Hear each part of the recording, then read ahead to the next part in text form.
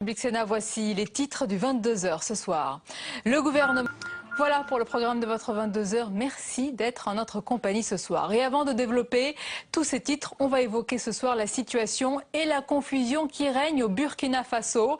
L'histoire, tous ces États, le Sénat vote sa carte à 15 régions contre la vie. Voilà, et en réservant sa réponse sur la livraison des navires Mistral, l'État français s'expose à des pénalités si Moscou décidait de porter plainte pour non-respect d'un contrat signé en 2011. Et le gouvernement, sur un autre sujet, va aussi payer la facture dans le dossier Ecomove. On en parle avec notre chroniqueur Jean-Louis Gombault. Bonsoir Jean-Louis. Bonsoir Sonia. Alors d'abord le dossier Ecomove, Jean-Louis, avec ce contrat résilié, est-ce que c'est la fin du feuilleton de l'écotaxe à Saint-Nazaire? Et hier, on apprend que les Russes nous disent décidé, mais ils ont signé. Et les Russes disent... Jean-Louis Gombault, pour votre analyse. La suite du 22h et dans un instant, eh bien, on va fêter un anniversaire. C'est le bel âge. 20 ans pour un rendez-vous devenu incontournable. Le Salon du Chocolat célèbre sa 20e édition et on va en parler avec le maestro du chocolat. C'est le grand pâtissier très médiatique Pierre Hermé. Il est l'invité du grand entretien du 22h. C'est à suivre après le tour de l'info en France et dans le monde présenté par Agathe Pécastin. Regardez. Grand entretien du jeudi 22h avec notre invité ce soir, c'est le grand pâtissier et magicien du chocolat, Pierre Hermé. Bonsoir. Moment, un bel anniversaire, c'est 20 ans, c'est le bel âge.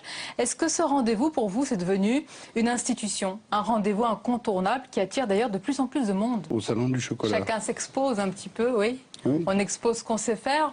Il y a aussi beaucoup de cérémonies, de happening, comme on dit, d'ateliers gourmands. Est-ce que le chocolat, cet ingrédient, se prête justement à cette mise en scène, à ces cérémonies? C'est une matière formidable qu'il faut apprendre à apprivoiser.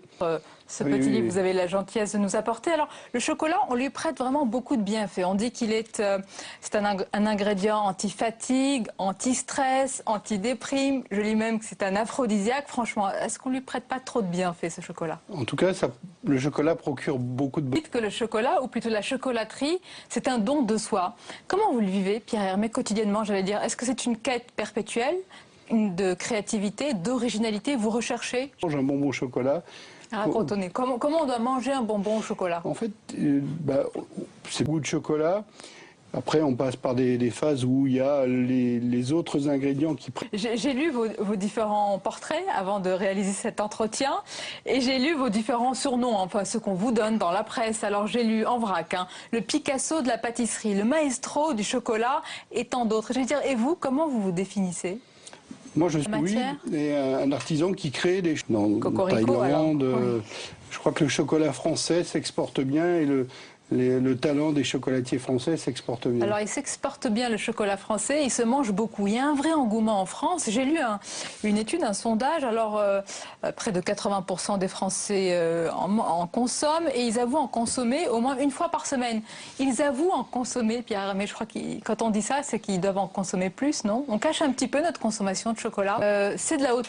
Vous dites que c'est de la haute pâtisserie, comme de la haute couture ou du luxe. Est-ce que vous aussi, comme la haute couture, vous êtes épargné par la crise ou par les effets et les conséquences de la crise? Forme de pâtisserie, et pour faire valoir quelque chose qui est... Parler de dégustation, on a obligé notre journaliste Cécile Sixio, on n'a pas eu besoin de beaucoup l'obliger, à aller justement dans le salon du chocolat pour vérifier le bon du moins bon chocolat, comme on dit. Regardez ce reportage. Il faut être un peu magicien. Il faut l'apprivoiser. Pierre Hermé, il y a le chocolat, il y a aussi évidemment tout le reste de l'actualité. Comme tous les jeudis, on fait réagir notre invité à la semaine d'actualité qui est croquée par notre dessinateur Hervé Baudry. Regardez les dessins et puis on vous en choisirez un juste après. Qu'est-ce que vous avez retenu? Il y avait pas mal de dessins sur justement l'art en ce moment. Il y a eu des expositions un peu controversées. Il y a eu une incroyable effervescence artistique. Est-ce que le chocolat peut s'exposer aussi? Oui. Oui, bien sûr. J'ai fait un macaron que j'ai appelé Jardin du Sultan avec café, fleurs... Mais que vous, le chocolat et évidemment la pâtisserie, c'est une histoire d'amour qui n'est pas prête de se terminer et on est ravis. Merci beaucoup d'avoir été notre invité. On va présenter évidemment votre livre dont on a vu de larges extraits. Le voici, magnifique avec les images qu'on a vues. On était ravis de vous accueillir. Merci encore. De votre accueil. Et on arrive à la fin de ce journal. Merci de votre fidélité. On se retrouve bien sûr lundi avec plaisir. Belle et douce nuit à vous.